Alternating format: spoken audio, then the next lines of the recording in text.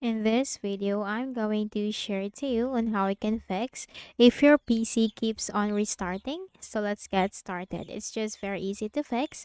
So go ahead in the Windows search bar and here you need to type sysdm.cpl. Okay? sysdm.cpl control panel item, simply click on that. Now here in the system properties window, you just have to simply locate the advanced tab and here you can find startup and recovery, system startup, system failure and debugging information. Click on settings. Now maybe you are facing the issue because you have enabled this option, automatically restart. So in order not to face the issue, then you just need to simply uncheck this option, automatically restart, and then click on OK. And then click on OK. And then you just have to restart your Windows once. So right click at the start button, shut down or sign out, and restart the Windows. So that's it. So I hope this video helped you. Kindly please do not forget to hit the like button and subscribe to this YouTube channel for more tutorials like this. Thank you for watching.